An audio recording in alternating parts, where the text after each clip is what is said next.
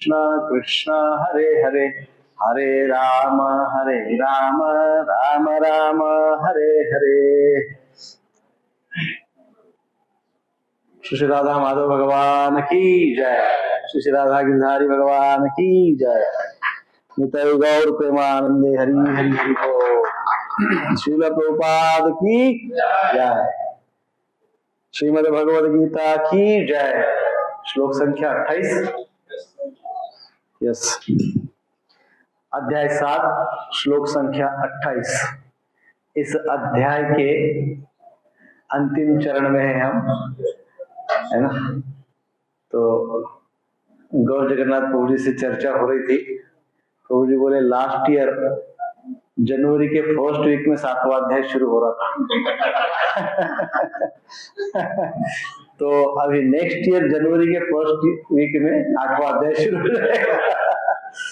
तो अभी 3 श्लोक बाकी है, 28, 29 और 30। तो आज हम 28 और 29 पूर्ण करेंगे, क्योंकि 31 दिसंबर तक पूरा होना चाहिए। तो और दूसरी बात है, हम अपने आप को आदत भी लगाएंगे कि 2 श्लोक एक सेशन में कम से कम 2 श्लोक तो होए। तो आज कितने भी बच जाए, चाहे कुछ भी समय हो जाए, आज 2 श्लोक तो पूर्ण करेंगे ही करेंगे। है ना। तो मुझे अपेक्षा है कि उतने समय तक आप मुझे टॉलरेट करेंगे।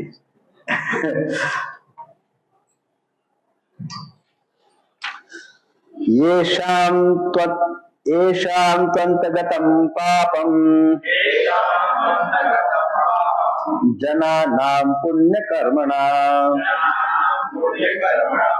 ते द्वन्द्वमोहनिर्मुक्ता भजन्ते मां दृढव्रतः।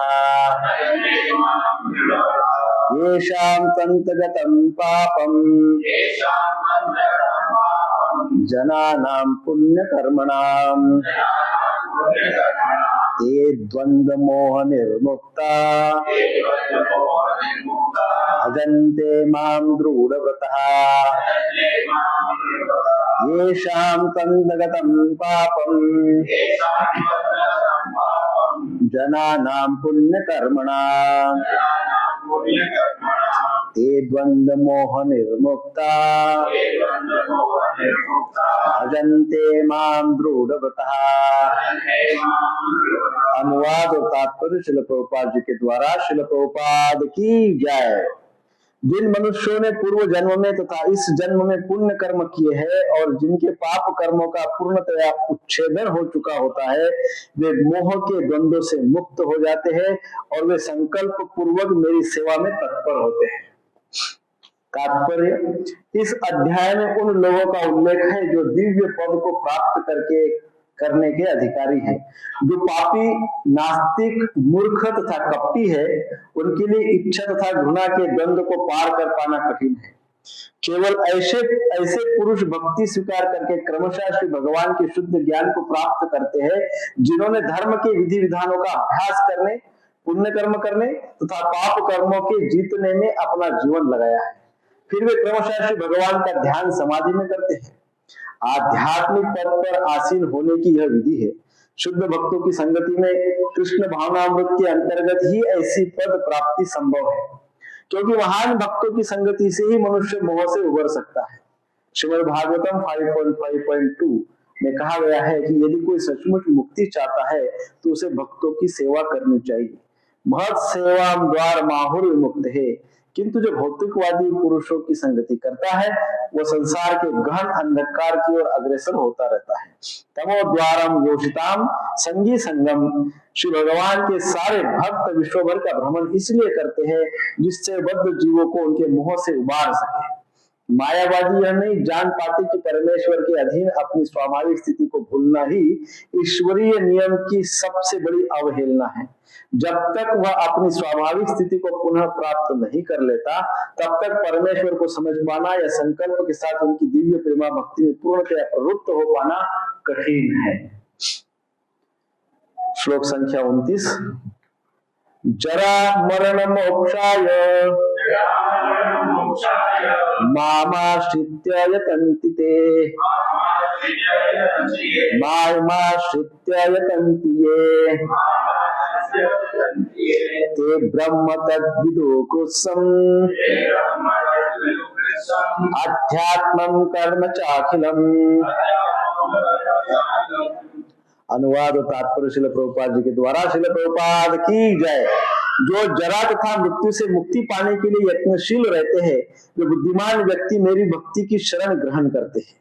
वे वास्तव में ब्रह्म हैं, क्योंकि वे दिव्य कर्मों के विषय में पूरी तरह से जानते हैं। जन्म मृत्यु जरा तथा रोग इस भौतिक शरीर को सताते हैं, आध्यात्मिक शरीर को नहीं। आध्यात्मिक शरीर के लिए न जन्म है, न मृत्यु है, न जरा है, न रोग है।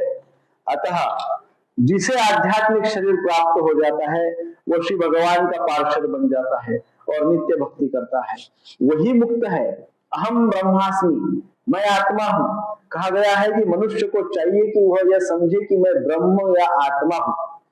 जीवन का यह ब्रह्म बोध ही भक्ति है। जैसा कि इस श्लोक में कहा गया है, शुद्ध भक्त ब्रह्म पद पर आसीन होते हैं और वे दिव्य कर्मों के विषय में सब कुछ जानते रहते हैं। श्री भगवान की दिव्य सेवा में रत रहने वाले 4 प्रकार के अशुद्ध भक्त हैं, जो अपने अपने लक्ष्यों को प्राप्त करते हैं और भगवत कृपा से जब वे पूर्णतया कृष्ण भावना भावित हो जाते हैं, तो वे परमेश्वर की संगति का लाभ उठाते हैं। किंतु देवताओं के उपासक कभी भी भगवत धाम नहीं पहुंच पाते। यहाँ तक कि अल्पज्ञ ब्रह्मभूत व्यक्ति भी श्री कृष्ण के परम धाम गोलोक वृंदावन को प्राप्त नहीं कर पाते। केवल ऐसे व्यक्ति जो कृष्ण भावनामृत में कर्म करते हैं, माम आश्रित्य, वे ही ब्रह्म कहलाने के अधिकारी होते हैं, क्योंकि वे सचमुच ही कृष्ण धाम पहुंचने के लिए प्रयत्नशील रहते हैं। ऐसे व्यक्तियों को श्री कृष्ण के विषय में कोई भ्रांति नहीं रहती और वे सचमुच ब्रह्म हैं।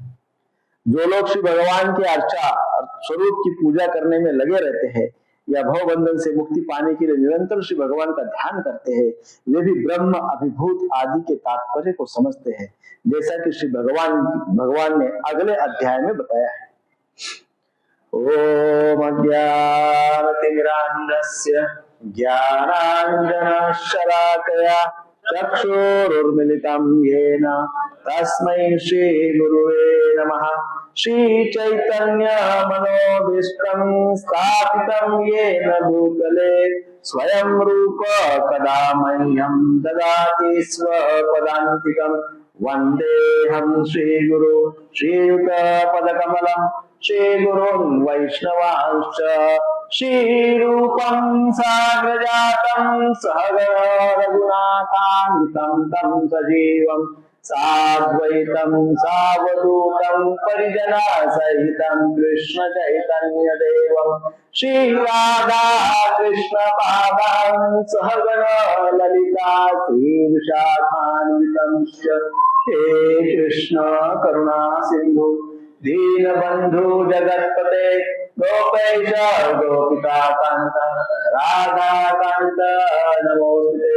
तप्त कांचन गौरांगी श्री राधे वृंदावनेश्वरी वृषभानुसुते देवी प्रणमामि हरिप्रिये।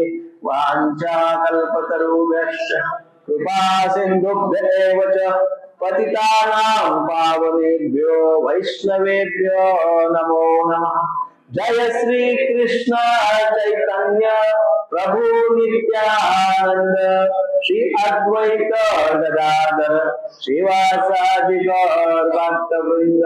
हरे कृष्ण कृष्ण कृष्ण हरे हरे, हरे राम राम राम हरे हरे, हरे कृष्ण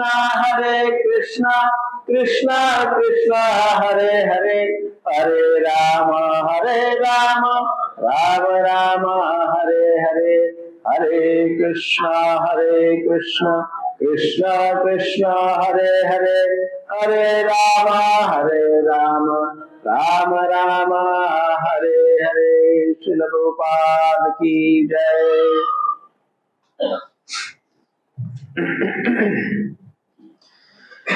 येषां तन्तगतं पापं जनानां पुण्यकर्मणां ते द्वंद्व मोह निर्मुक्ता भजन्ते माम दृढ़व्रता। अर्थात जिन मनुष्यों ने पूर्व जन्मों में तथा इस जन्म में पुण्य कर्म किए हैं और जिनके पाप कर्मों का पूर्णतया उच्छेदन हो चुका होता है, वे मोह के द्वंद्व से मुक्त हो जाते हैं और वे संकल्प पूर्वक मेरी सेवा में तत्पर होते हैं। इस प्रकार से भगवान इस श्लोक में बता रहे हैं। पिछले श्लोक में भगवान ने कहा था कि इच्छा तथा द्वेष से मोह उत्पन्न होता है। कहा था ना, याद है ना? इच्छा द्वेष समुद्भेन, इच्छा और द्वेष से मोह उत्पन्न होता है और ये जो मोह है, ये मोह आगे जाकर सम्मोह में परिवर्तित होता है।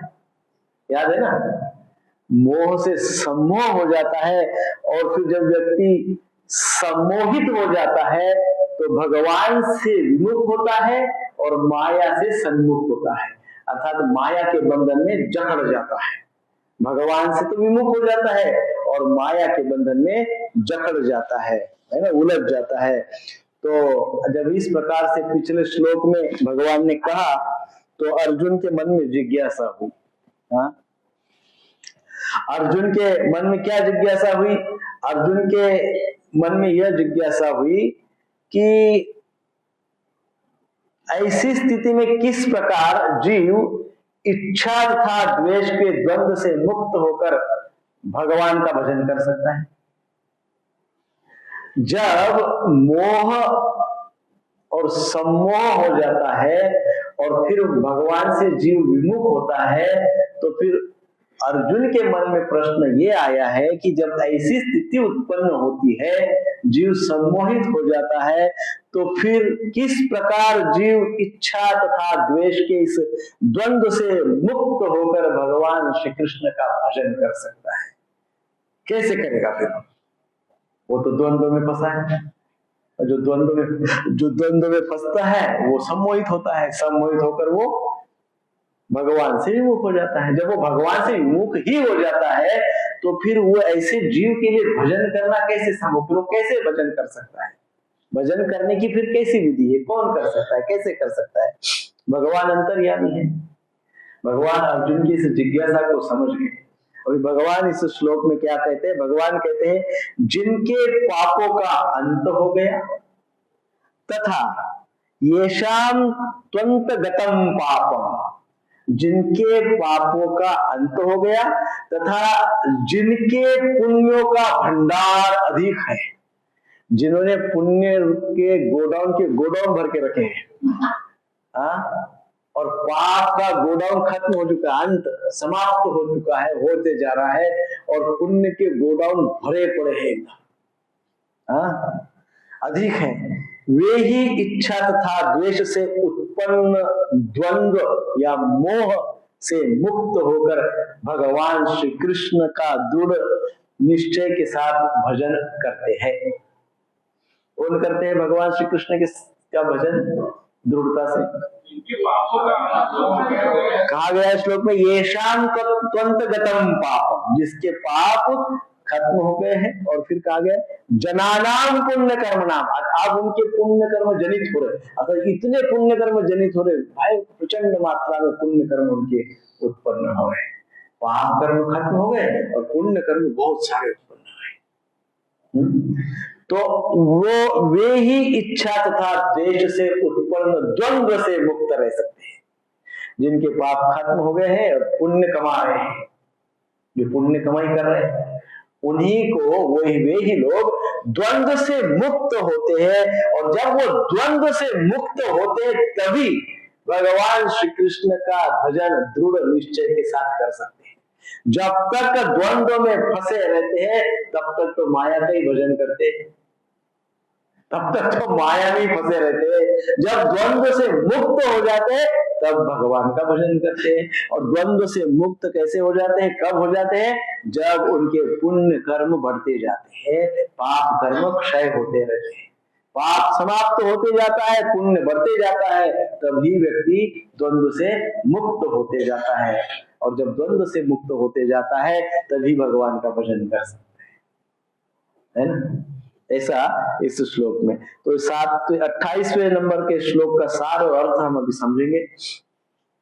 श्लोक का जो विशेषकर भावार्थ इस प्रकार से कि जिन व्यक्तियों ने, जैसे प्राय हमारे मन में आता है कि पुण्य और पाप, जब ये दो शब्द आते हैं तो हम काफी अलर्ट हो जाते हैं, है कि नहीं?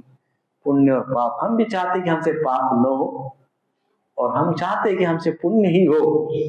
तो ये श्लोक बहुत महत्वपूर्ण है। इस श्लोक में एक बात महत्वपूर्ण, येषाम तंतगतम पापम, पाप नष्ट होना, और दूसरी बात की जनानाम पुण्य कर्म नाम, पुण्य कर्म को जनित करना।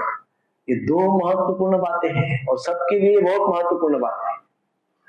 तो जिन व्यक्तियों ने पूर्व जन्म और इस जन्म में पाप कर्म का अंत कर दिया, इसका अर्थ क्या है? जिन्होंने संचित कर्म का पाप और क्रियमान कर्म का पाप, दोनों बातें हो रही है। कोई बोलेगा मैं संचित कर्म का पाप नष्ट कर देता हूं, क्रियमान में भरपूर पाप करते रहता हूं, ऐसा नहीं बताया है। क्या कहा गया है? पूर्व जन्म अर्थात संचित प्रारब्ध पाप और इस जन्म में पाप कर्म का अंत कर दिया है, और जो पुण्य कर्म में लगे, ऐसा भी नहीं कि आप वो बोल रहे कि मैंने बहुत कर लिया अब तो मैं आराम से बैठा हूं, नहीं, वो क्या कर रहे हैं? पुण्य कर्म को कंटिन्यूअसली अर्जित करते जा रहे, पुण्य कर्म कमाते जा रहे, नित्य पुण्य कर्म करते जा रहे, रुके नहीं है, पुण्य कर्म में लगे हैं। वे द्वंद्व जन्य मोह से मुक्त होकर दृढ़ व्रत के साथ भगवान का भजन करते हैं, भगवान के भक्ति में लगे रहते हैं, है ना? वो क्या होते हैं? भगवान के भक्ति में लगे रहते हैं। सो येषाम तु अंतगतम पापम, इस श्लोक के हम मुख्य बिंदु देखते हैं तो पहला है येषाम तु अंतगतम पापम, अर्थात जिनके पाप फल लगभग समाप्त हो चुके हैं। दूसरा है जनानाम पुण्य कर्मणाम, जिन्होंने पर्याप्त पुण्य संचय कर लिया है, जो आवश्यक पुण्य है वो उन्होंने संचय कर लिया। कैसे कर लिया है? धर्म, यज्ञ, दान, सेवा, भक्ति, जप, है ना, इन सब से क्या कर लिया उन्होंने? पर्याप्त पुण्य संचय कर लिया है। ते द्वंद्व मोह निर्मुक्ता, सुख दुख, मान अपमान, लाभ हानि, ये जो द्वंद्व है, ऐसे द्वंद्व से अब उनका चित्त विचलित नहीं होता है ना?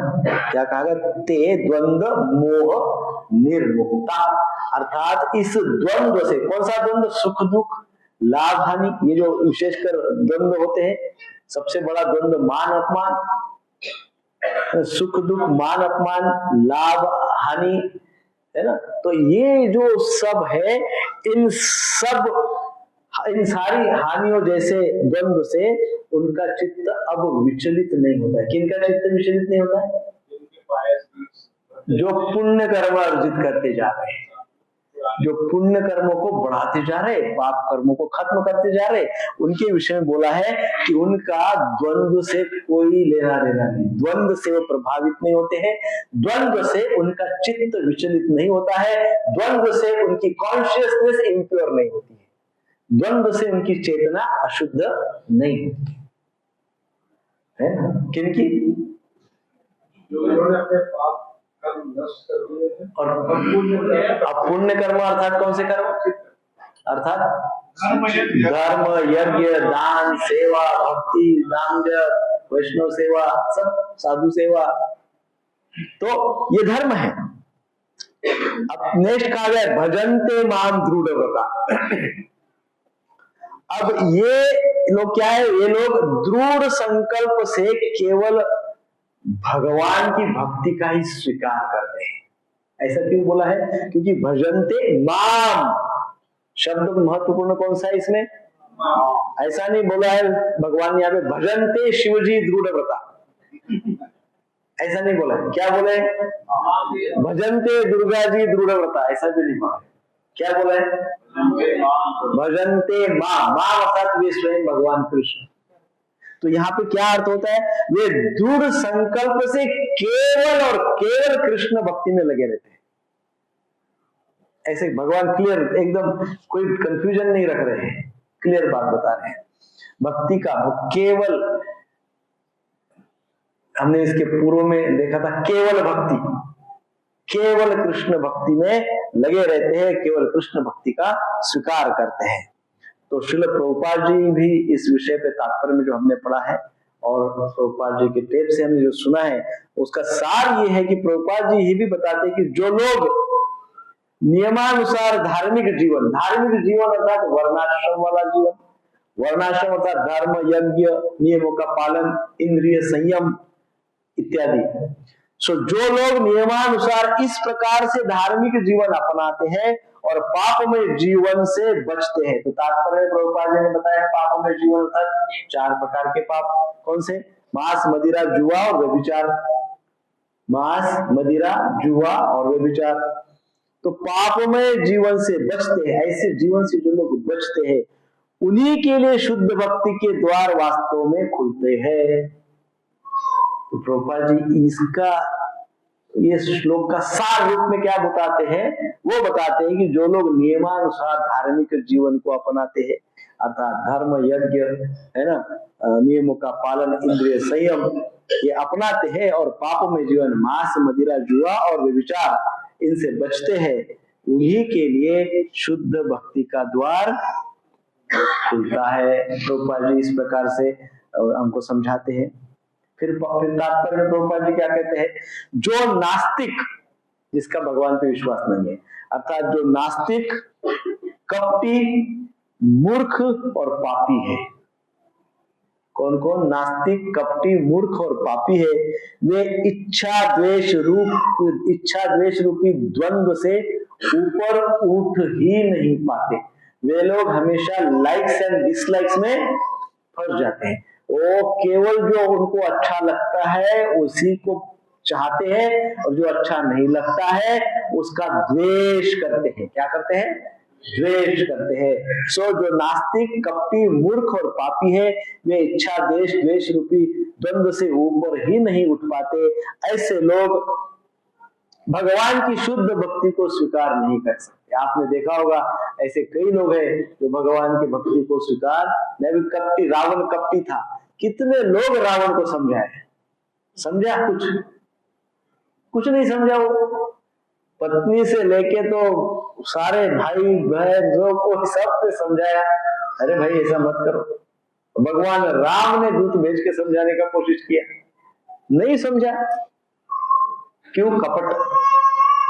जब मन में कपट होता है, जब मन में धूर्तता होती है, जब मन में पाप होता है, तब भक्ति समझ में नहीं आती, तब भगवान समझ में नहीं आते। तब व्यक्ति दिखावा ज्यादा करता है, जैसे रावण दिखावा कर रहा था।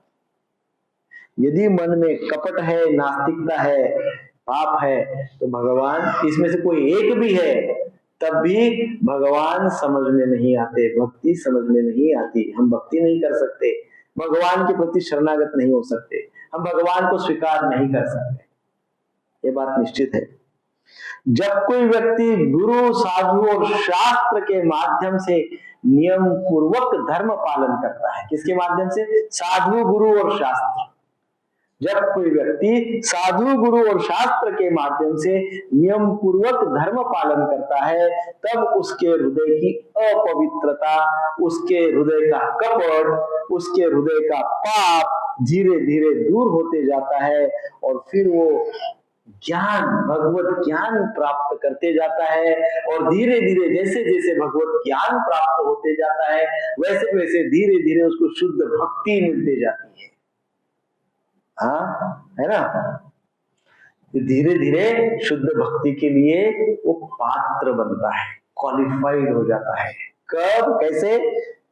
साधु, गुरु और शास्त्र के आदेशानुसार सारे नियमों का पालन करते हुए धर्म का आचरण करता है। हाँ? तब उसके हृदय में जो भी इम्प्यूरिटी भरी है जन्म जन्मांतर की, कब की? कि हृदय इतना बड़ा गोडाउन है, जन्म जन्मांतर से उसमें ठूसे ही जा रहे, मरता ही जा रहा है, सब पाप ही पाप। हाँ, पाप ही पाप। तो वो एक कई वर्ष पहले समुद्र में कुछ पोल्यूशन हो गया था, समुद्र में पोल्यूशन, ऑयल या कुछ ऐसा पॉइजनस एलिमेंट उसमें गया था। आई थिंक कुछ वेस्टर्न कंट्री में कोई जगह थी, तो भयंकर समुद्र में हो रहा था पोल्यूशन, कुछ पॉइजनस एलिमेंट ऑयल या कुछ ऐसा फैल गया पूरा। तो बड़ी बड़ी मोटर, ऐसी ह्यूज पंप्स लगाए उसको निकालने के लिए, बड़े बड़े कुछ शिप्स और क्या क्या किए टेक्नोलॉजिकली, उन्होंने कुछ किधर होल किए, उसको जितने जितने सारे ऐसे होल किए और सारा वो निकालने का कोशिश किया गया, वो पॉइजनस एलिमेंट, लेकिन फिर भी नहीं निकला।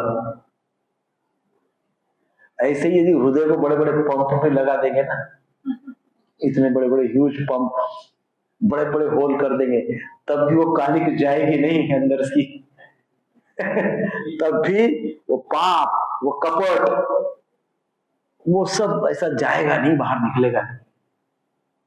वो तो केवल साधु गुरु शास्त्र का आदेश जो मानेगा, उनके उपदेशों का पालन करेगा, तभी वो कालिक निकलती जाएगी। बाकी बड़े बड़े कितने भी बड़े बड़े प्रयास करो, कपट दूर नहीं होगा, पाप दूर नहीं होगा, है ना। तो इसलिए भगवान की शुद्ध भक्ति तभी प्राप्त होती है जब हम इस प्रकार से साधु गुरु शास्त्र को मानते हैं। अब इसका तात्पर्य क्या है? इसका तात्पर्य यहाँ पे ये नहीं कहा जा रहा है कि 100% पाप शून्य हो जाए 100% पाप शून्य हो जाए तभी भक्ति शुरू हो सकती है, ऐसा यहाँ पे नहीं कहा जा रहा है। बल्कि क्या कहा जा रहा है? यहाँ पे ये कहा जा रहा है कि भाव समझिए, यहाँ पे कहा यह जा रहा है कि पाप के आचरण को, जो पापाचरण है, पाप का जो आचरण है, जो रोज हम पाप करते हैं, वो पापाचार को नियम की तरह स्वीकार न करो। मतलब मान लो कोई हम पाप करते हैं, तो अब क्या है, हम तो पाप ही करते हैं, हमने तो नियम बना दिया अभी पाप करने का, कपट करने का हमने क्या कर दिया, नियम बना दिया। अभी हम रोज नियम के अनुसार रोज पाप करते हैं, नियम के अनुसार रोज पाप करते हैं, हमने नियम बना दिया। अब पाप के बिना जी नहीं सकते, कपट के बिना जी नहीं सकते, हमने नियम बना दिया है। सो नियम, उसको नियम कर दिया है और उसका इस प्रकार से स्वीकार कर दिया है, पापाचरण को, पाप रूपी आचरण का इस प्रकार से स्वीकार कर दिया है। सो अब जब इस प्रकार से पाप के आचरण का हम नियम बना देंगे, तो हमारा जो स्वभाव है, हमारा जो विशेषकर मन है, वो प्रभु जी सूख जाएगा, क्योंकि हमने क्या कर दिया, पाप का नियम बना दिया। तो पाप का नियम, रोज पाप करते करते, रोज कपट करते करते करते करते करते जो मन है, वो मन भक्ति के प्रति सूख जाएगा। मन क्या हो जाएगा, भक्ति के प्रति सूख जाएगा। भक्ति की बात होगी तो ड्राई अप हो जाएगा, माइंड एकदम ड्राई हो जाएगा। भक्ति की बात आ रही नहीं, कितने सारे संसार में लोग हैं प्रभु, उनको भाई भक्त बोलो, भगवत गीता ले लो, बोलो, अरे नहीं नहीं नहीं नहीं नहीं, उसका मन सूखा हुआ है पूरी तरह से भक्ति के विषय। क्यों भक्ति के विषय में सूखा हुआ है?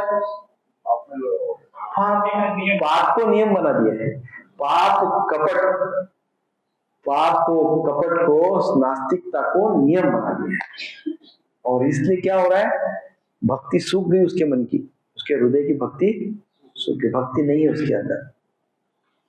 सो अब क्या हो रहा है, नियमित धर्म पालन और पाप त्याग से मन क्या हो जाता है, सत्व गुण में स्थिर हो जाता है। प्रभुपाद जी ने 4 नियमों का वर्णन किया है तात्पर्य में। तो 4 नियमों का नियमितता से यदि पालन करते हैं, धर्म का नियमितता से यदि पालन करते हैं, 4 नियम का नियमितता से, निरंतरता से पालन करते हैं, पाप का त्याग करते हैं, तो फिर क्या हो जाता है, मन सत्व गुण में स्थित हो जाता है। कहां पे? सत्व गुण में मन स्थित हो जाता है, क्योंकि 4 नियमों का पालन कर रहे हैं, पाप से दूर है, कपट से दूर है, नास्तिकता से दूर है, तो मन सत्व गुण में स्थित हो जाता है। कौन से गुण में?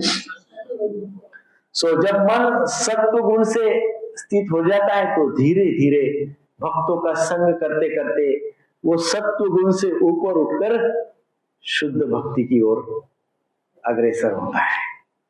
सत्व गुण से ऊपर उठकर कहां जाता है? शुद्ध भक्ति की ओर अग्रसर होता है। उसको शुद्ध भक्ति प्राप्त करने की योग्यता आ जाती है, मन योग्य बन जाता है, क्वालिफाइड हो जाता है शुद्ध भक्ति प्राप्त करने के लिए। कब? जब वो 4 नियमों का पालन निरंतरता से करता है, तब सत्व गुण आता है। सत्व गुण आने के पश्चात भक्तों का निरंतर संग करता है, उसके बाद वो क्वालिफाइड बन जाता है। किसके लिए क्वालिफाइड बनता है? शुद्ध भक्ति के लिए क्वालिफाइड बनता है। कब? 4 नियम। शुरुआत कहां से हुई है? 4 नियमों का पालन। 4 नियम कौन से हैं?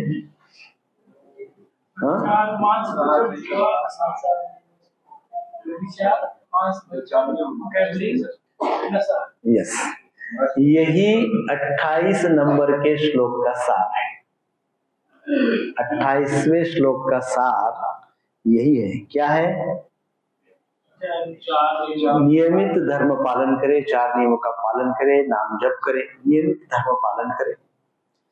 नियमित धर्म पालन करने से धीरे धीरे पाप का त्याग होने लगता है, कपट का त्याग होने लगता है।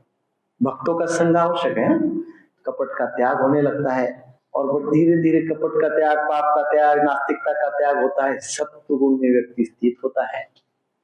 फिर सत्व गुण में स्थित होता है, भक्तों का संग जारी है, एसोसिएशन भक्तों का संग जारी है।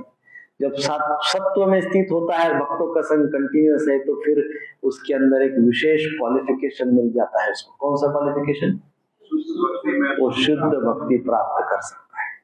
वो व्यक्ति शुद्ध भक्ति प्राप्त कर सकता है। प्रभु जी आप समझिए, प्रभुपाद जी ने 4 नियमों का पालन कम से कम कितनी बार बोला होगा सारे शास्त्रों में?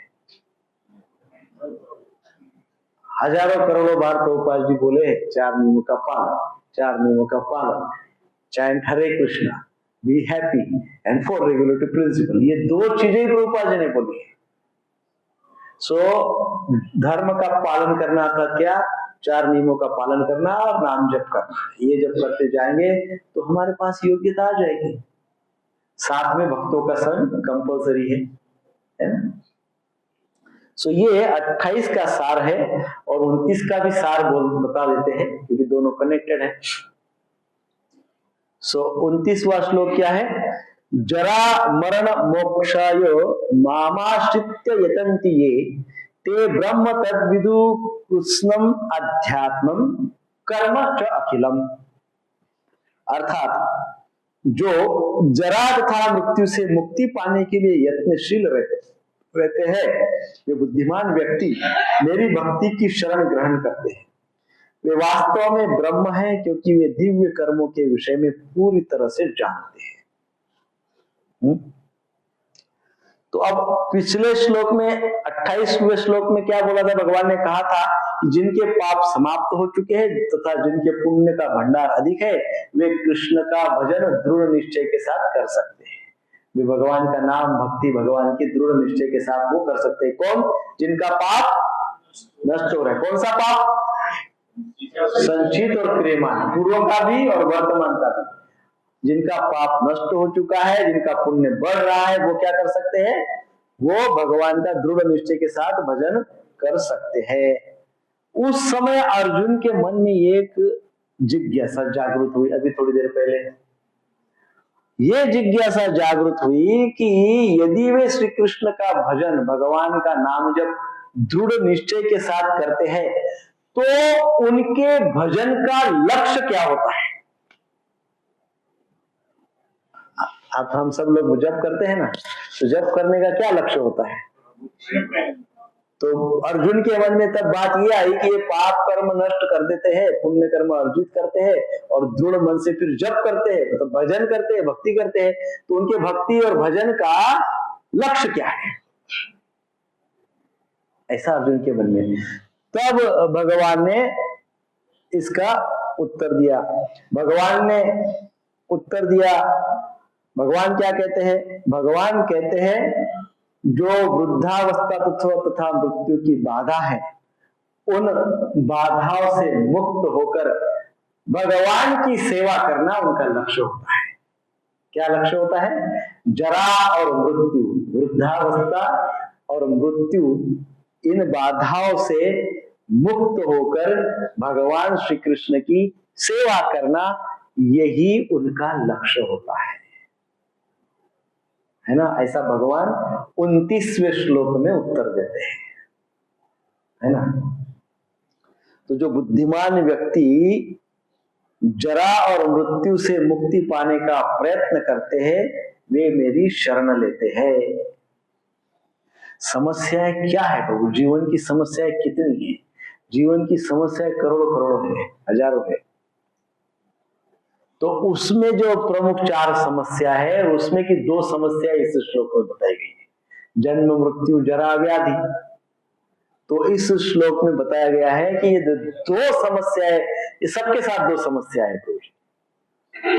पहली समस्या जन्म है, तो वो समस्या तो खत्म हो गई, अपन जन्म हो गया, हो गई समस्या, उस समय की समस्या हो तो चली गई, बट वो भी एक समस्या ही है, पर हो गई। तो अब जरा और व्याधि, अब बुढ़ापा तो आने वाला ही है प्रभु, की कोई बचेगा नहीं बुढ़ापे से। एक बात समझे कि हर कोई बूढ़ा होने वाला है। डोंट फील दैट कि हम हमेशा शक्तिमान और एकदम शक्तिशाली और सब कुछ नहीं, बहुत बड़े मोह में और भ्रम में है। ये काल एक ऐसी शक्ति है कि प्रत्येक जीव को बूढ़ा बना देता है, प्रत्येक को बूढ़ा बना देता है, प्रत्येक को जर्जर बना देता है। जर्जर यानी समझते हैं ना, ये क्या कहते हैं, इसको क्या कहते हैं, दरवाजे को लगता है बिरंजी, क्या बोलते हैं, कड़ी। दरवाजे की कड़ी जैसी थी ना, वैसे हमारे शरीर में बहुत सारी कड़ियां हैं, इधर जॉइंट को लगी हुई, सब जॉइंट को कड़ियां है ना, फिक्स की हुई, क्या बोलते हैं उसको, हिंजेस। बहुत सारी हिंजेस लगी हुई है, सारी हिंजेस ये काल जर्जर जर्जर कर देगा, जंग चढ़ेगा सबको। ये काल बहुत खतरनाक है, किसी को नहीं छोड़ता है। जो बुद्धिमान होता है वो इसका विचार करता है, जरा और व्याधि और मृत्यु। सो इस श्लोक में बताया गया है कि वो बुद्धिमान होते हैं व्यक्ति जो इनसे मुक्ति पाने का प्रयत्न करते हैं और वो मुक्ति पाने के लिए भगवान की शरण लेते हैं। किसकी शरण लेते हैं? भगवान की शरण लेते हैं। और वास्तव में भगवान उनके लिए कह रहे हैं, वास्तव में वे ब्रह्म हैं, क्योंकि वे दिव्य कर्म के विषय में पूरी तरह से जानते हैं। वास्तव में ऐसे लोग कौन है? ब्रह्म है। और क्यों ब्रह्म है? क्योंकि वो दिव्य कर्म के विषय में जानते कि हमने मनुष्य जन्म पाकर क्या कर्म करना है, ये वो जानते हैं, वही बुद्धिमान है। बाकी तो पचड़े में पड़े हैं, बाकी तो कोई बुद्धिमान नहीं है। सो इसके मुख्य बिंदु जो है, इसके भी 4-5 पॉइंट्स है। जरा मरण मोक्षाय, पहला शब्द है जरा मरण मोक्षाय, अर्थात जिनका जीवन लक्ष्य केवल बेहतर सुख नहीं है, एंजॉयमेंट नहीं है केवल, बल्कि जन्म मरण के चक्र से निकलना है। जरा मरण मोक्षाय, जन्म मरण के चक्र से मोक्ष चाहते हैं, निकलना चाहते हैं।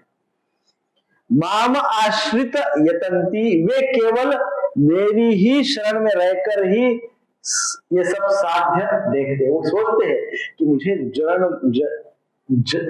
जरा मरण से, अर्थात वृद्धावस्था और मृत्यु से यदि मुझे बचना है तो मुझे कौन बचा सकता है? माम आश्रित यतंती, वो जानते कि मुझे केवल भगवान श्री कृष्ण का आश्रय ही बचा सकता है। मुझे कृष्ण से आश्रित होना ही पड़ेगा। बाकी कितने भी बड़े बड़े हॉस्पिटल के आश्रित हो जाओ, वो टॉर्चर तो करेगा ही करेगा। टॉर्चर तो करेगा ही करेगा, कितने भी बड़े हॉस्पिटल के आश्रित हो जाओ। यहाँ पे कहा, भगवान कह रहे कि वो जो बुद्धिमान व्यक्ति होता है वो क्या करता है, वो केवल कृष्ण की ही शरण लेता है और वो ये सोचता है कि जरा और मरण से मुक्ति मोक्ष मुझे केवल शरणागति से ही मिलेगा। भगवान के प्रति में शरणागत हो जाऊंगा तभी मिलेगा, न कि किसी भिन्न भिन्न उपायों से, दूसरे भिन्न उपाय से मुझे नहीं ये सब मिलेगा। ते ब्रह्म विदुहु, वे परम सत्य है, ब्रह्म को समझते हैं। सॉरी, वे परम सत्य है, वे परम सत्य और ब्रह्म को समझते हैं। कौन? वो बुद्धिमान लोग। किसको समझते हैं? परम सत्य को समझते हैं और ब्रह्म को समझते हैं। और इसलिए वो परम सत्य ब्रह्म को समझते हुए मेरी शरण ग्रहण करते हैं। इसका अर्थ ये होता है कि मैं ही परम सत्य हूं और मैं ही ब्रह्म हूं, भगवान ये बोल रहे हैं, है ना। इस प्रकार से कृत्स्नम आध्यात्मम, जीव का आध्यात्मिक स्वरूप क्या है वो समझते हैं। जीव का आध्यात्मिक स्वरूप क्या है? I am not body, I am soul. मैं शरीर नहीं हूं, मैं शाश्वत आत्मा हूं। कर्म च अखिलम, समस्त कर्म तत्व अर्थात बंधनकारी और अबंधनकारी कर्म, समस्त कर्म तत्व को समझ लेते हैं। वो सारे टाइप के कर्मों को समझ लेते हैं कि कौन से कर्म मुझे बंधन में डालेंगे, कौन से कर्म मुझे मोक्ष प्रदान करेंगे। यहाँ पे इस श्लोक में मोक्ष का अर्थ प्रभुपाद जी बताते हैं। मोक्ष का अर्थ क्या है? मोक्ष का अर्थ है भगवान की सेवा। प्रभुपाद जी ने तात्पर्य बताया है, मोक्ष अर्थात क्या?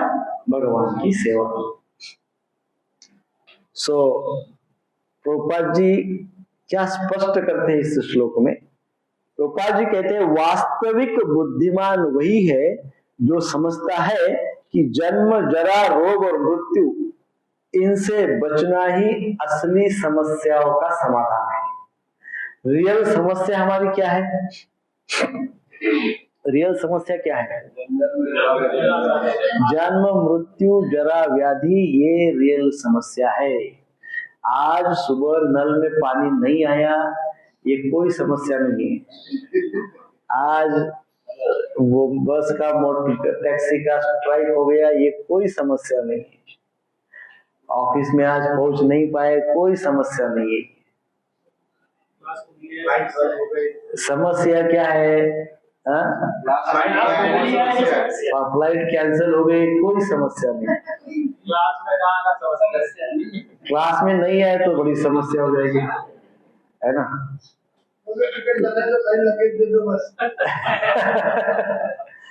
तो समस्या ये रियल समस्या है नहीं, लेकिन इन समस्याओं को इतना बड़ा बना दिया है हम लोगों ने, और जो हम प्रत्येक मिनट में बूढ़े होते जा रहे हैं, प्रत्येक मिनट में जरा व्याधि के निकट चले जा रहे हैं, वो रियल समस्या के प्रति कुछ ध्यान ही नहीं है, कोई ध्यान नहीं है ना।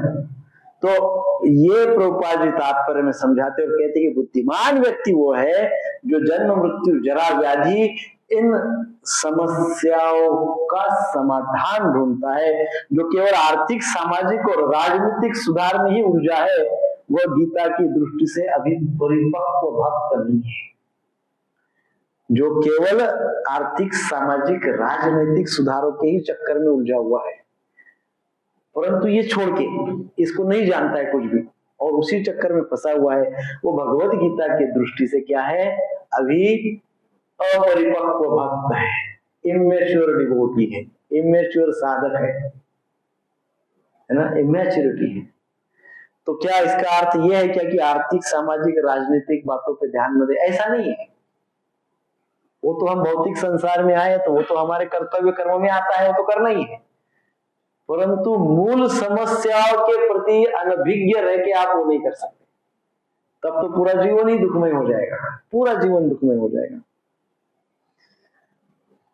ऐसा जब बुद्धिमान व्यक्ति, ऐसा बुद्धिमान भक्त जब भगवान श्री कृष्ण की शरण लेकर भक्ति करता है, कैसा कौन सा बुद्धिमान भक्त? जो जन्म मृत्यु जरा व्याधि को समाधान ढूंढता है, ये इसका समाधान क्या है। ऐसा बुद्धिमान भक्त जब भगवान कृष्ण की शरणागति स्वीकार करता है, शरणागत होकर भक्ति करता है, तब क्या होता है, तब वो ये समझता है मैं ब्रह्म हूं, जो श्लोक में बताया गया है, प्रभुपाद जी ने तात्पर्य बताया है। कब समझता है वो ब्रह्म हूं? समाधान ढूंढना चाहता है, जब वो 4 समस्याओं का समाधान ढूंढने का प्रयास करते रहता है और भगवान के प्रति शरणागति का स्वीकार करता है, भगवान के प्रति शरणागत हो जाता है। 4 समस्याओं का हल ढूंढने का प्रयास करते हुए भगवान के प्रति शरणागत हो जाता है, तब वो ये समझता है क्या, मैं ब्रह्म हूं, हम ब्रह्मास्मि। है ना। तो यहाँ पे प्रभुपाद जी उस श्लोक का बहुत अच्छे से अर्थ समझा रहे हैं। अहम ब्रह्मास्मि, मैं ब्रह्म हूँ, मैं ब्रह्म हूँ अर्थात मैं शुद्ध आत्मा हूँ, मैं देह, मैं बॉडी शरीर नहीं हूँ, मैं केवल देह नहीं हूँ, मैं आत्मा। अहम ब्रह्मास्मि अर्थात क्या, मैं आत्मा हूँ, ऐसे प्रभुपाद जी बता देते हैं।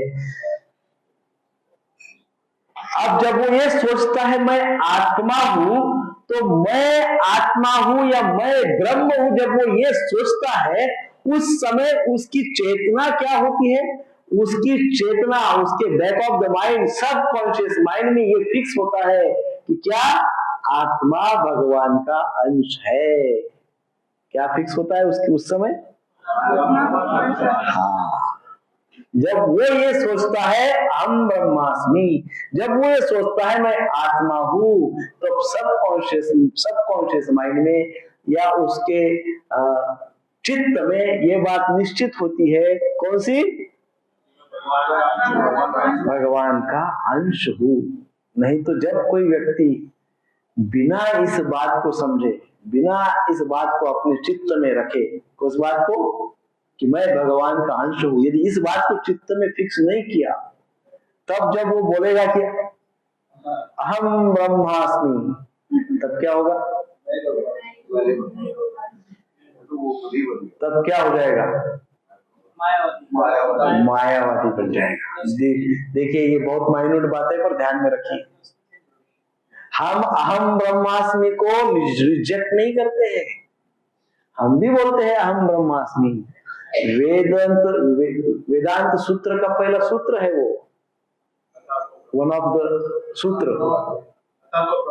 अथातो ब्रह्म जिज्ञासा और अहम ब्रह्मास्मि, ये भी बहुत इंपॉर्टेंट श्लोक है, सूत्र है, अहम ब्रह्मास्मि। हम भी बोलते हैं द्वैत सिद्धांत में अहम ब्रह्मास्मि, परंतु ये जो ब्रह्म है ये भगवान का अंश है, और ब्रह्म अर्थात आत्मा है ना। जब वो व्यक्ति इस प्रकार से समझता है कि मैं आत्मा हूं, मैं ब्रह्म हूं, तब उसके मन में यही भावना होती है कि मैं भगवान का सनातन अंश हूं, और इस भावना में ही वो अपने आप को ब्रह्म समझता है। जीव भूत सनातन, जीव क्या है, सनातन है, ब्रह्म है, परंतु भगवान का अंश है। आध्यात्म अर्थात एक आध्यात्म शब्द है। आध्यात्म से आत्मा का, उसकी स्थिति का, स्वभाव का और भगवान से संबंध का विस्तृत ज्ञान उत्पन्न होता है। आध्यात्म से क्या मिलता है, आत्मा का, आत्मा की स्थिति का, आत्मा के स्वभाव का और भगवान के साथ संबंध का विस्तृत ज्ञान प्राप्त होता है। इस प्रकार से अंततः जो कृष्ण भावनामृत में शुद्ध हो जाता है, वह आध्यात्मिक शरीर प्राप्त करके भगवान की अनंत सेवा में प्रवृत्त हो जाता है।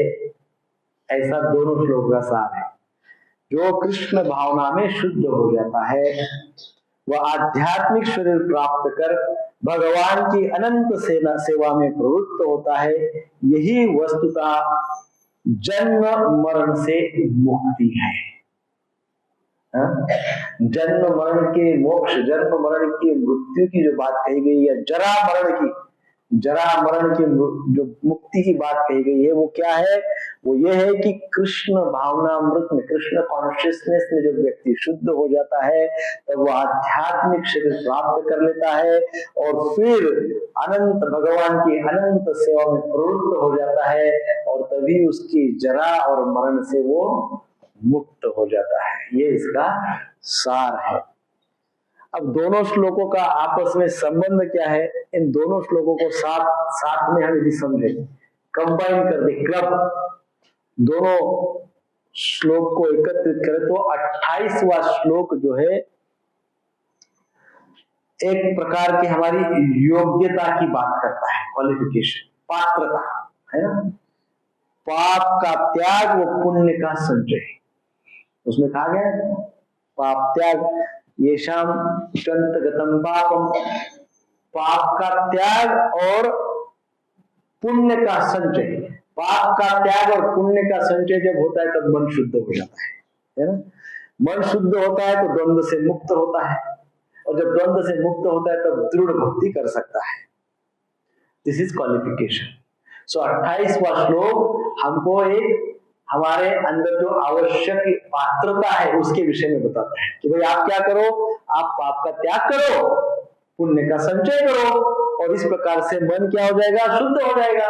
जब मन शुद्ध हो जाएगा तो मन द्वंद्व से मुक्त हो जाएगा और इस प्रकार से आप शुद्ध भक्ति उस समय कर सकते हो। This is what is your qualification.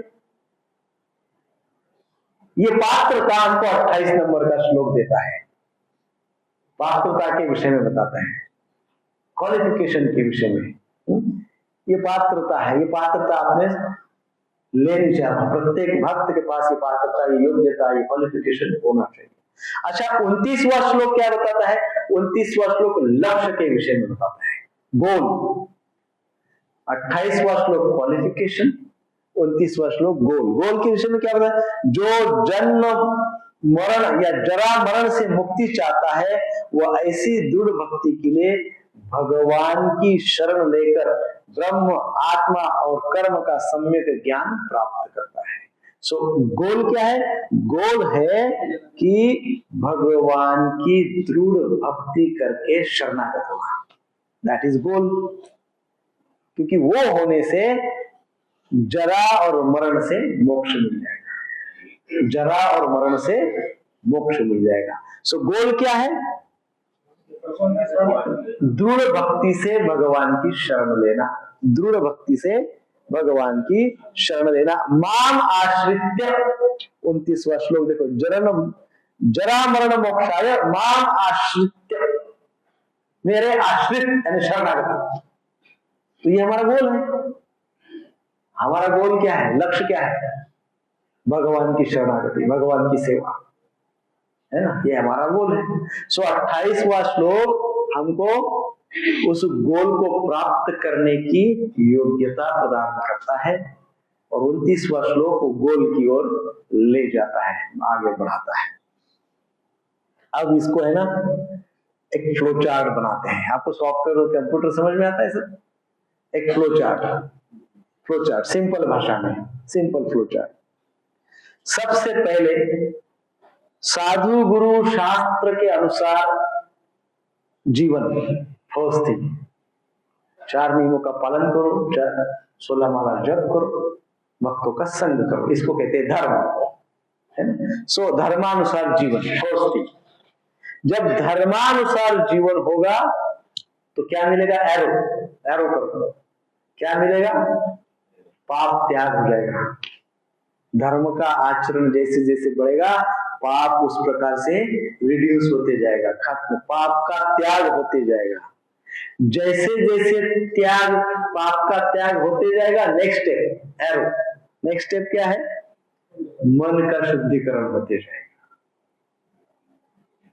जैसे जैसे मन का शुद्धिकरण होते जाएगा द्वंद्व से आंशिक मुक्ति हो जाएगी।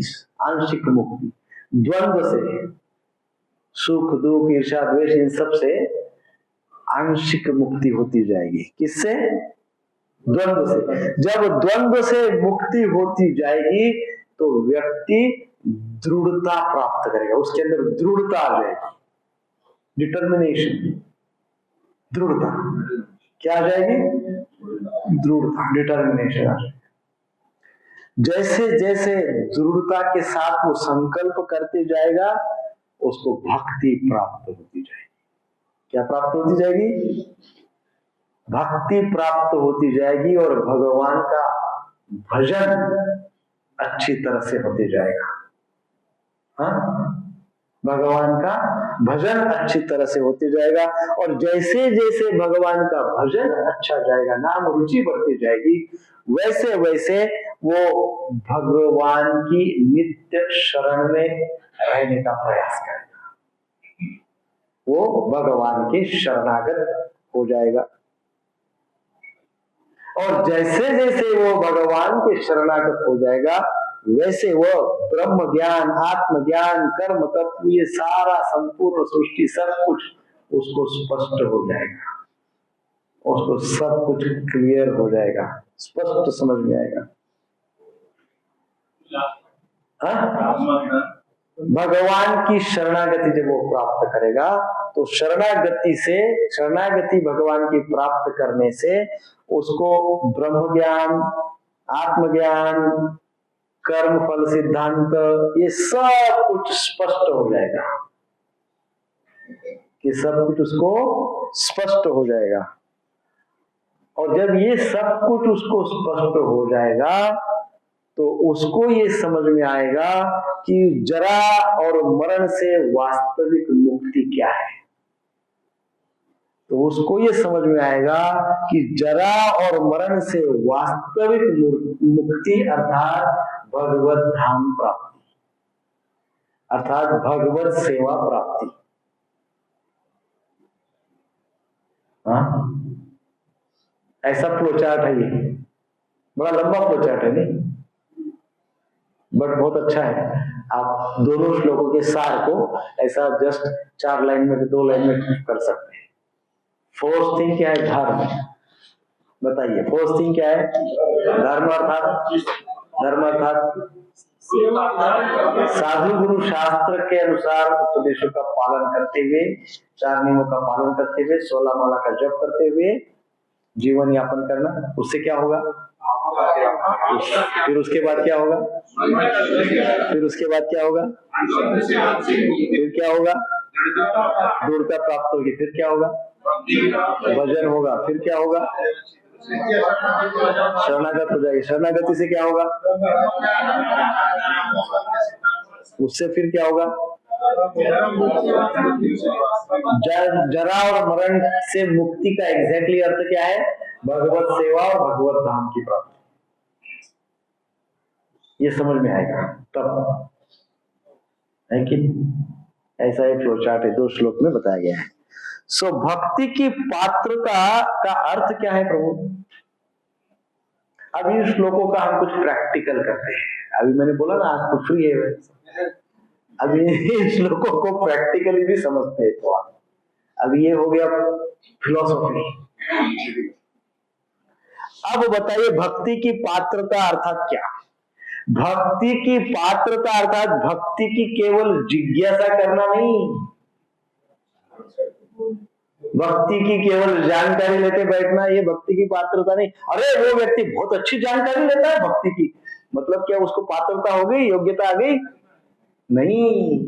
तो केवल जिज्ञासा या ये जो केवल जिज्ञासा है या किसी भी प्रकार की दार्शनिक रुचि है जो एक्सटर्नल है, एक्सटर्नल चीजों में जो इंटरेस्ट होता है भक्ति के, या किसी प्रकार की बस हम केवल जिज्ञासा रखते हैं, तो ये केवल ऐसी जिज्ञासाओं से और केवल एक्सटर्नल दिखावे से भक्ति नहीं आती, हमारे पास भक्ति नहीं आती।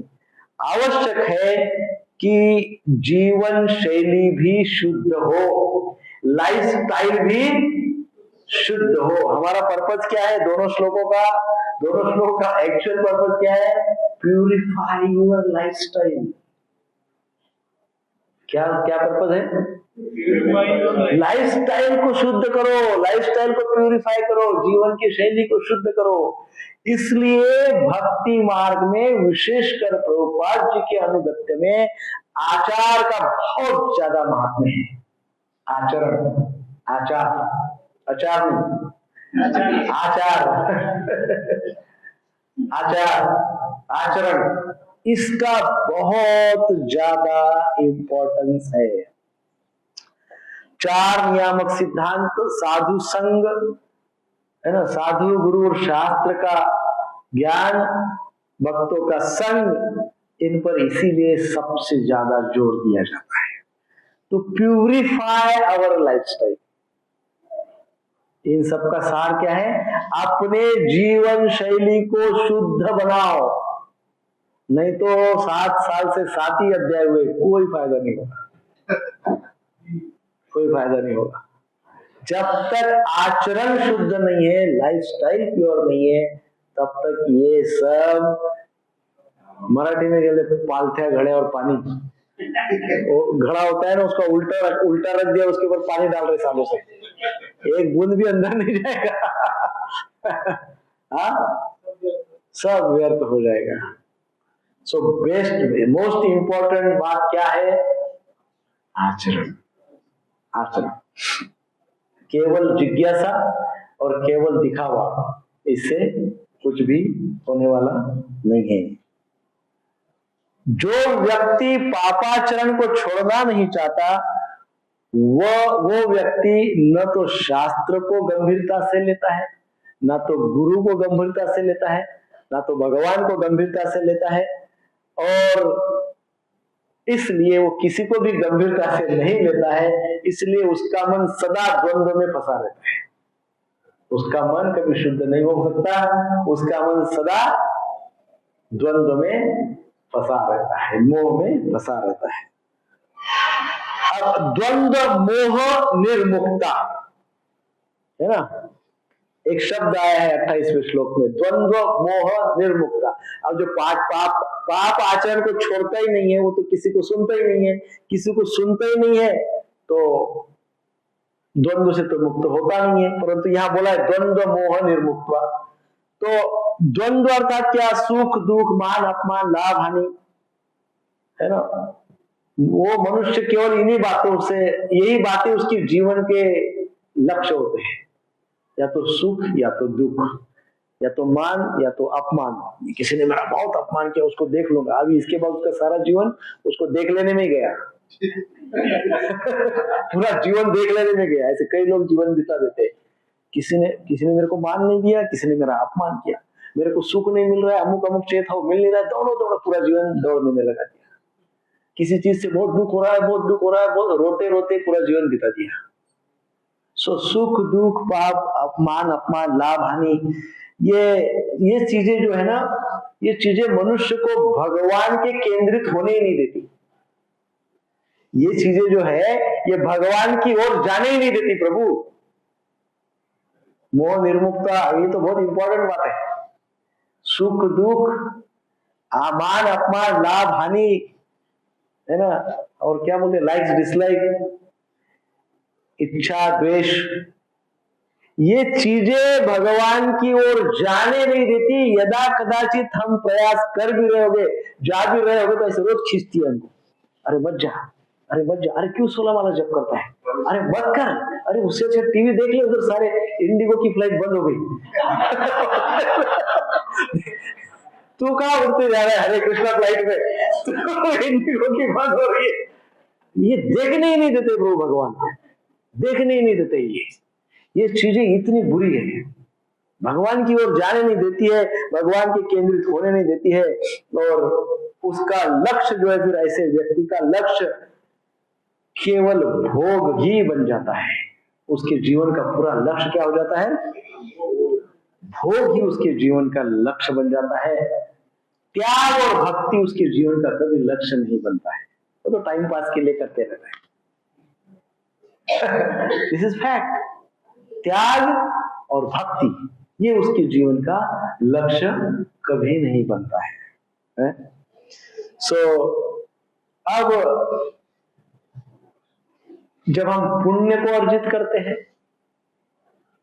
पुण्य जीवन को प्राप्त करते हैं, अर्थात क्या, साधना करते हैं, जप करते हैं, भक्ति करते हैं, तो उससे क्या होता है, उससे हृदय निर्मल हो जाता है। क्या होता है? हृदय निर्मल हो जाता है। तब भक्त को समझ में आता है कि ये जो सुख दुख है, ये जो मान अपमान है, ये लाभ हानि है, ये सब क्या है, ये सब टेम्पररी है, ये सब क्षणिक है। असली लक्ष्य तो उस भगवान को पाने का फिर उसका हो जाता है। ये सुख दुख मान अपमान लाभ हानि इसमें फंसता नहीं है। वो पहली प्राथमिकता, फर्स्ट प्रायोरिटी उसकी जीवन की होती है भगवान। क्यों? क्योंकि भगवान स्थायी है, भगवान नित्य है, तो इन सब के परे है। ये जो कुछ आपको यहाँ सब कुछ दिखता है वो सब के परे भगवान है, तो उसका लक्ष्य वो जो सबके परे है उसको पाने का हो जाता है, क्योंकि उसका हृदय निर्मल हो जाता है। उसका हृदय क्या होता है? निर्मल हो जाता है। तो यही जो 28वें श्लोक में बताया गया था, तत्वगतम पापम, और फिर कहता है जनानाम पुण्य कर्मणा, यही 28वें श्लोक का फल है।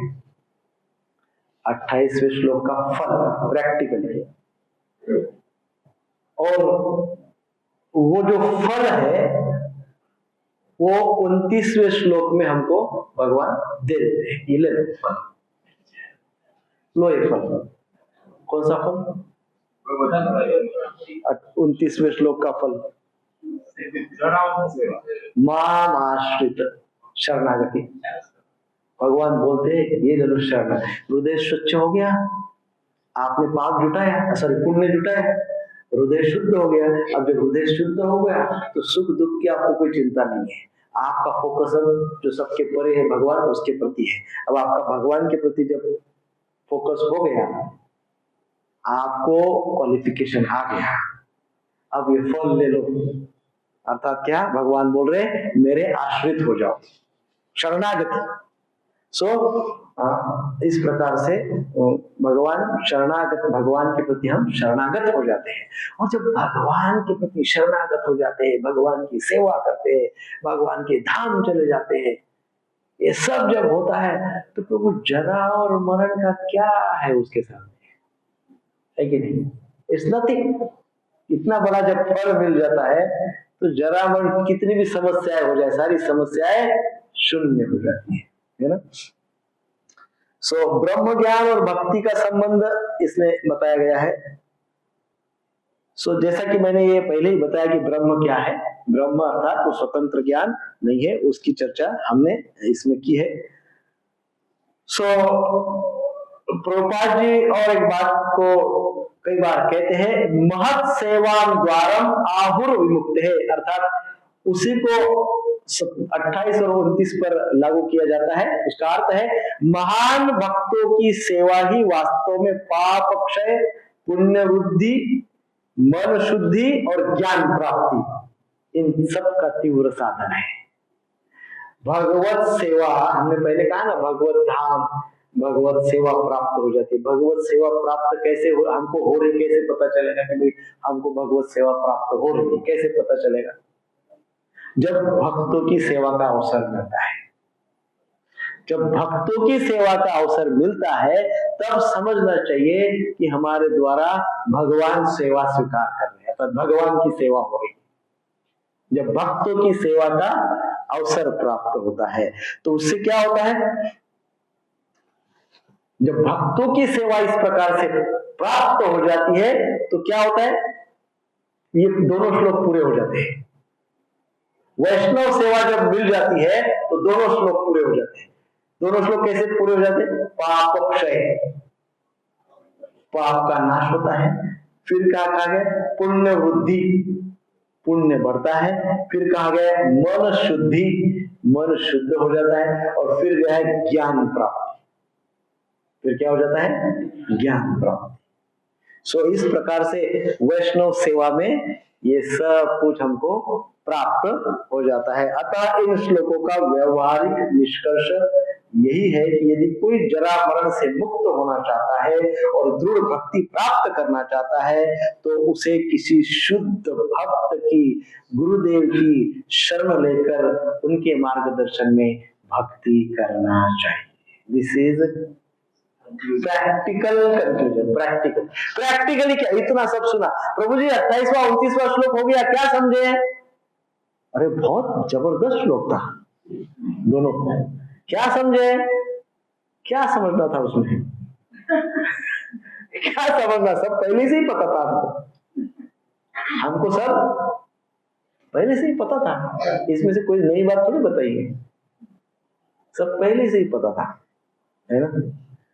तो पहले से ही पता था, तो फिर क्या आपने किसी शुद्ध भक्त की शरण ली है?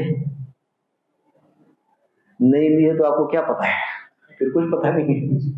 शुद्ध भक्त की शरण से गुरुदेव के उपदेशों का पालन करके उनके मार्गदर्शन में भक्ति करनी चाहिए। ये इन दोनों श्लोक का प्रैक्टिकल एप्लीकेशन है।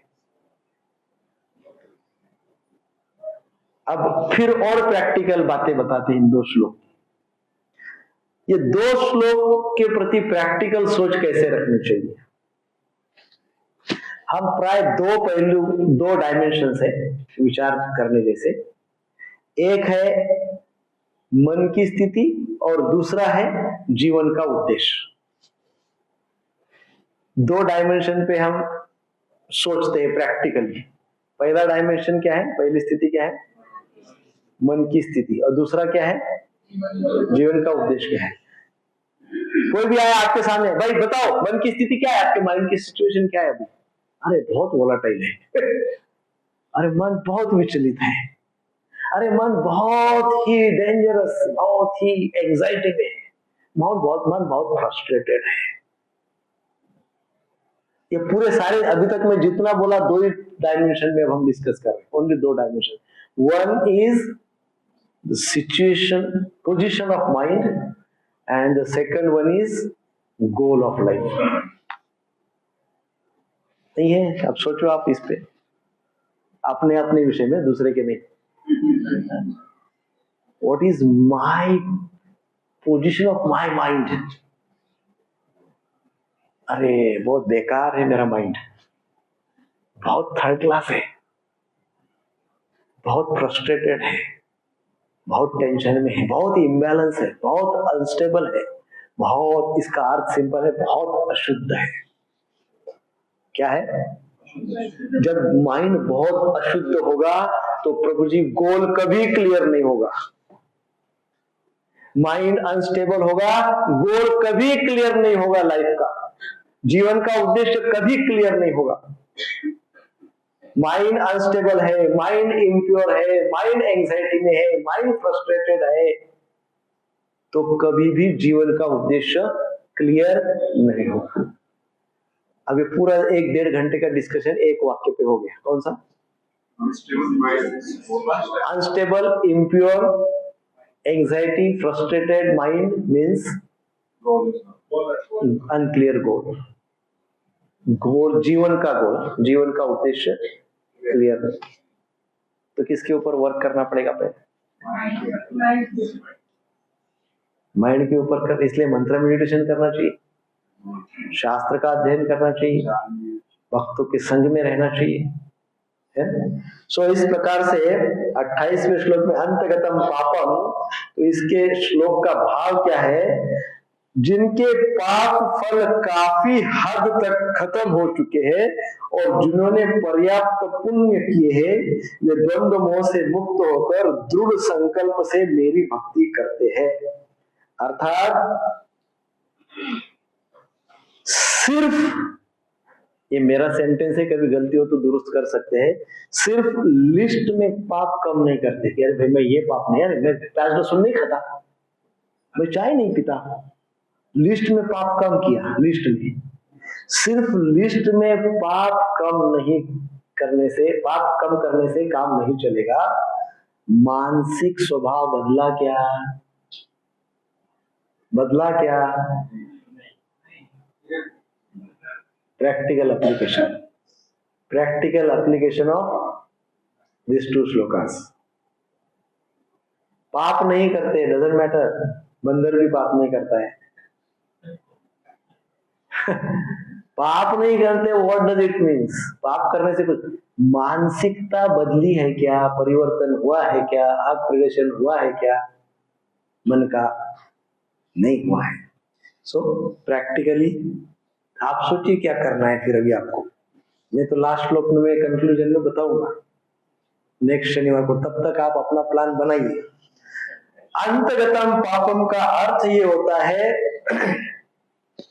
श्लोक के अनुसार कि या तो उस व्यक्ति का पाप बहुत कमजोर हो गया, पाप का जो बीज है ना, सीड, वो बहुत कमजोर हो गया, अभी अंत हो रहा है उसका पाप का, पाप अभी कमजोर होने लगा है। या उस व्यक्ति ने स्वयं निश्चय कर लिया है कि अब मैं इस पाप की दिशा में नहीं जाऊंगा, चाहे जो हो जाए वो हो जाए। हाँ, या तो पाप स्वयं से ही उसका कम होते जा रहा है, या तो उसने निश्चय कर लिया कि चाहे कुछ भी हो जाए अब उस रास्ते पे, पाप के रास्ते पे नहीं जाऊंगा। तो जब वो ऐसा दृढ़ संकल्प करता है तो समझना चाहिए कि उसका मन अब शुद्धता की ओर जा रहा है, थोड़ा थोड़ा जा रहा है ना? अंतगतम पापम। सो जैसे समझिए उदाहरण के तौर पे, कोई व्यक्ति पहले व्यसन करता था, गलत संगति में था, जुए खेलता था, शराब पीता था, सब अधर्म में लिप्त था। अब फर्स्ट स्टेज उसके जीवन में, फर्स्ट स्टेज आई, वो सत्संग में गया, शनिवार के क्लास में आ गया और आपका संग उसको मिल गया।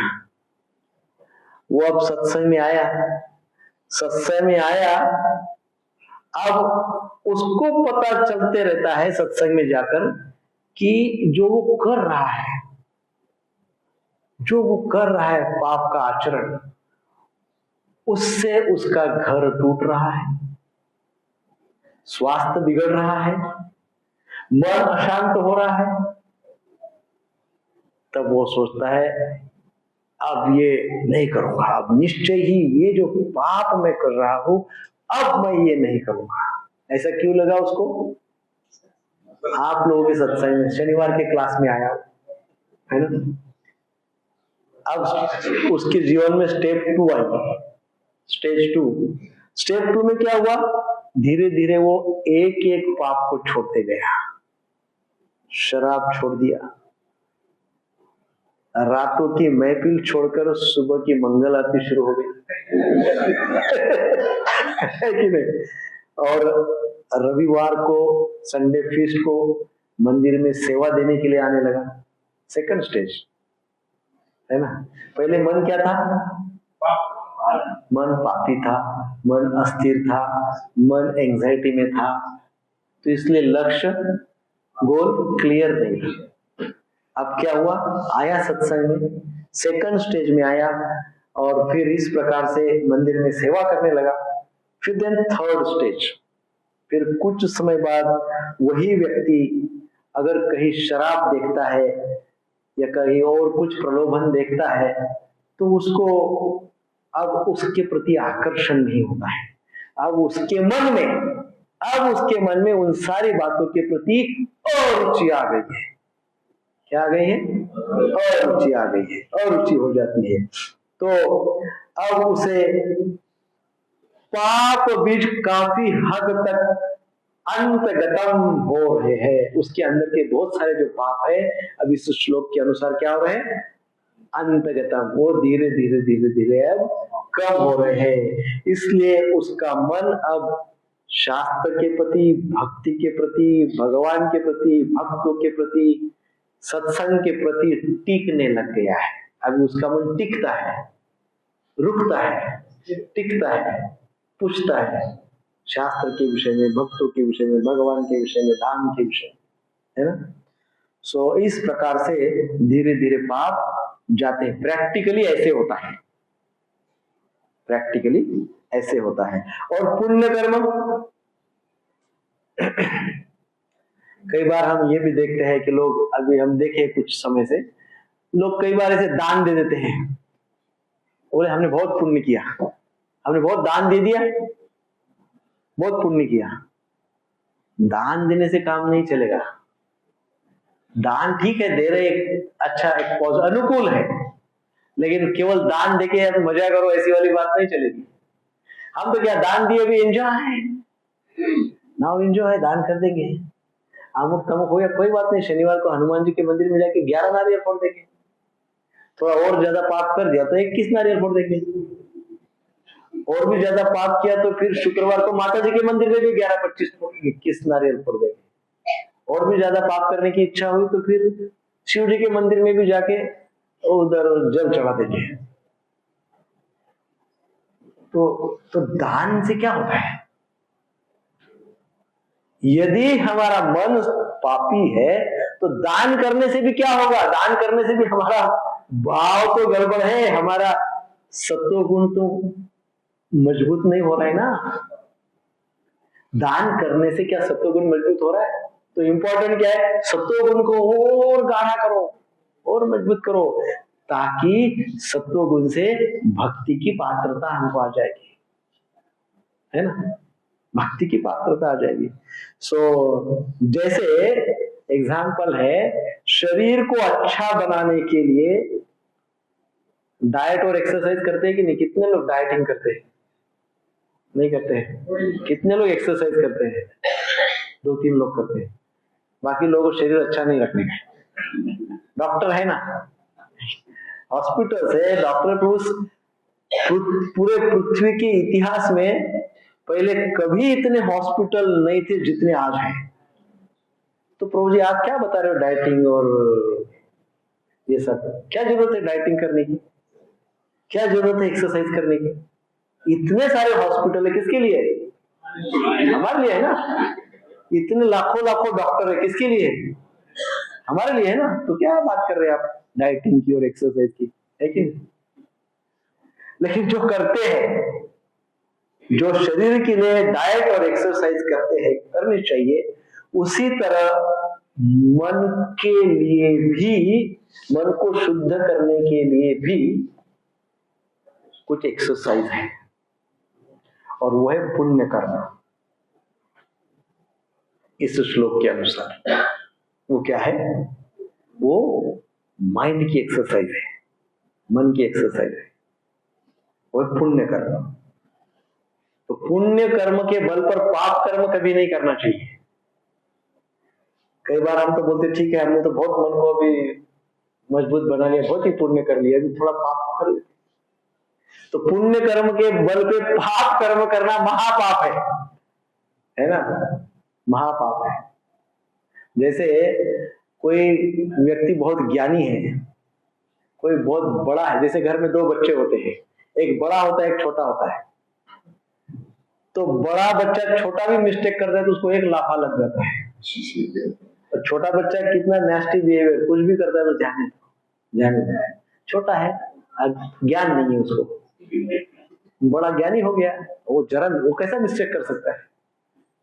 सो आप पुण्य कर रहे हैं, पुण्य कर्म कर रहे हैं, मतलब यू नो मेनी थिंग्स, आपको बहुत कुछ पता है। जब बहुत कुछ पता होने पे भी आप पाप करते हो, वो जोर का लाफा लगता है और जोर का लाफा लगता है।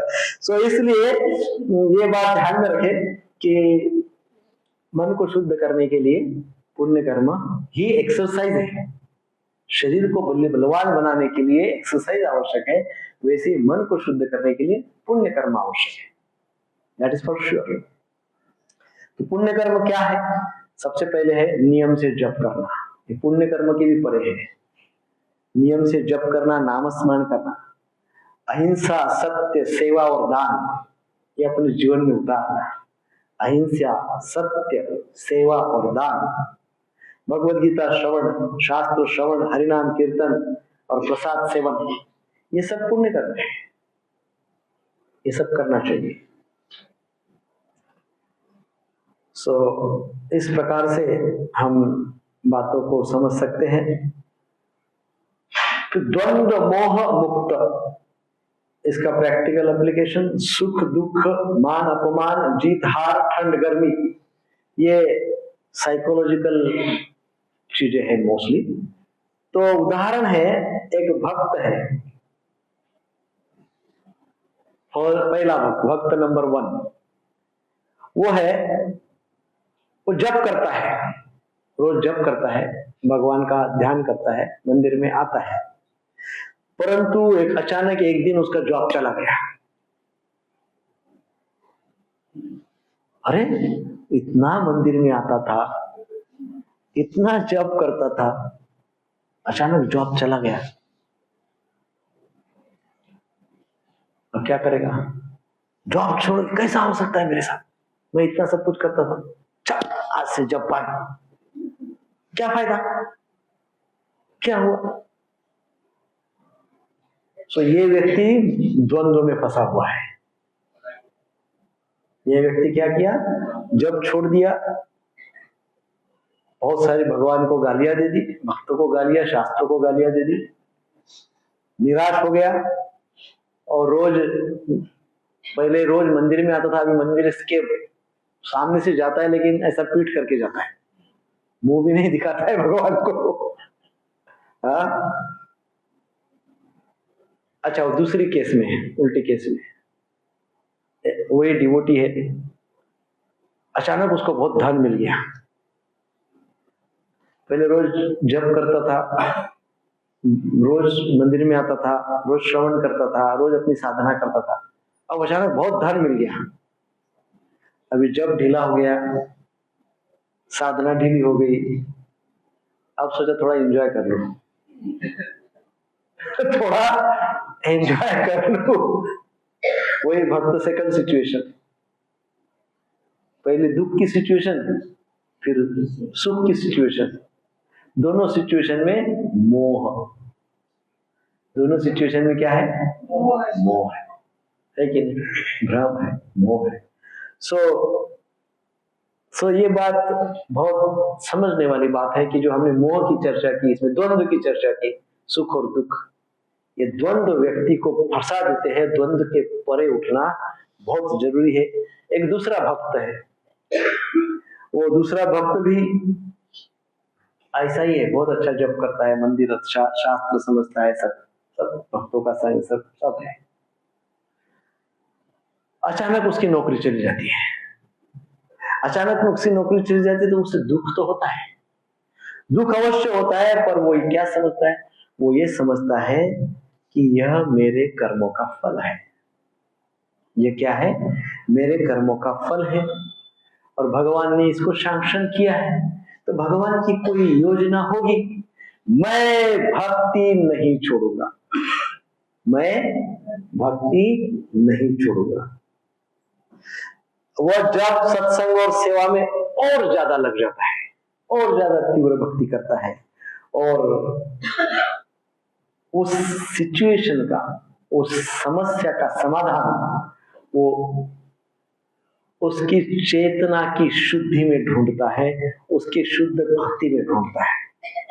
वो समस्या का सॉल्यूशन वो शुद्ध भक्ति में ढूंढता है। What does it means? It means material problem, spiritual solution, है ना?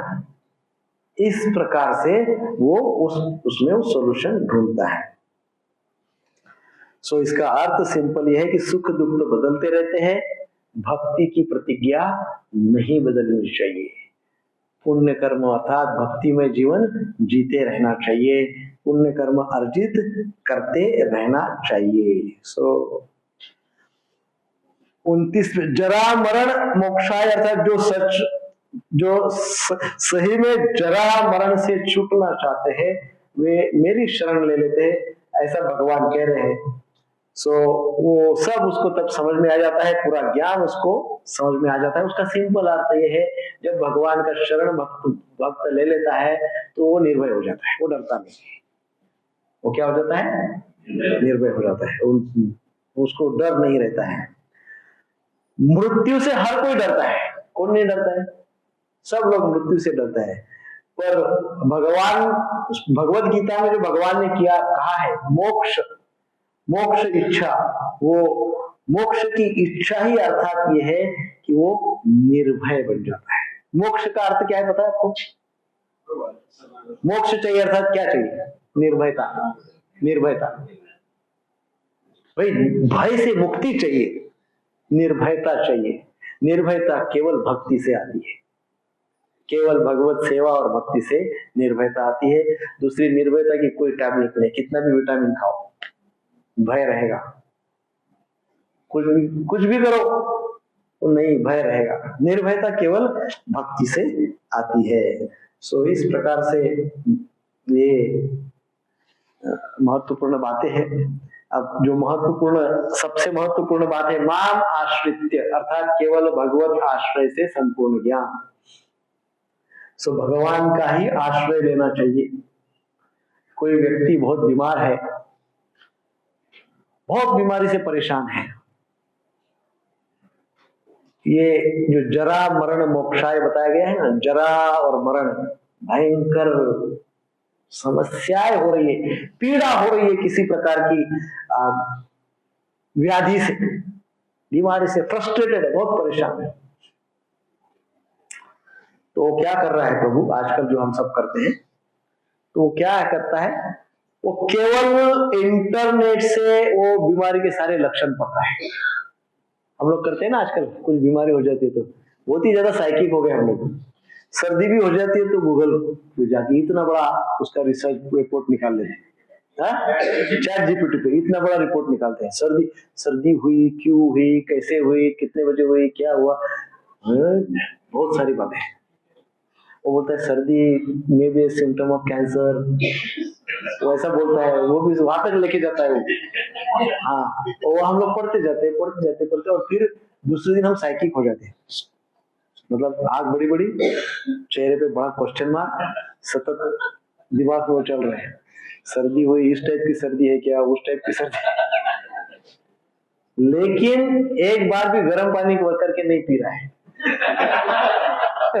एक बार भी स्टीम नहीं ले रहा है, एक बार भी स्टीम नहीं ले रहा है, एक बार भी गर्म, सादा सिंपल बात, गर्म पानी भी नहीं पी रहा है वो। तो ये जो इंटरनेट पे जो हम ऐसा करते हैं ना, ये सब इंटरनेट पे ये सब, इसको कहा गया ब्रह्म ज्ञान। बहुत ही ज्यादा कर लिया, इतना कि बस प्रचंड सब कुछ। लेकिन यदि वो छोटी सी बात कर लेता है, गर्म पानी करता है, स्टीम लेता है, या और भी ज्यादा सोचे तो कोई अपने फैमिली डॉक्टर हो, लोकल डॉक्टर हो, उनके पास जाता है, और तो उसकी बीमारी 2 दिन में खत्म हो जाती है। तो इसका सिंपल अर्थ श्लोक के अनुसार ऐसा होता है कि केवल ज्ञान में फंसे हुए, द्वंद्व में फंसे हुए, मोह में फंसे हुए रहने से किसी भी बीमारी का हल नहीं होगा। ये मोह है ना सब, इंटरनेट व्हाटएवर, ये सब मोह है, जाल है, द्वंद्व है, इसमें फंसे रहने से कुछ नहीं होगा। डॉक्टर के पास जाएंगे तुरंत सॉल्यूशन हो जाएगा। तो डॉक्टर के पास जाना अर्थात शरणागति, और इंटरनेट के ऊपर ढूंढते बैठना द्वंद्व। क्या चाहिए? समझ गए सिंपल भाषा में? हरे कृष्णा कृष्णा कृष्णा हरे हरे, हरे राम राम राम हरे हरे। तो प्रतिदिन निश्चित रूप से 16 माला जप करें, सप्ताह में एक बार कम से कम सत्संग करें। शनिवार की क्लास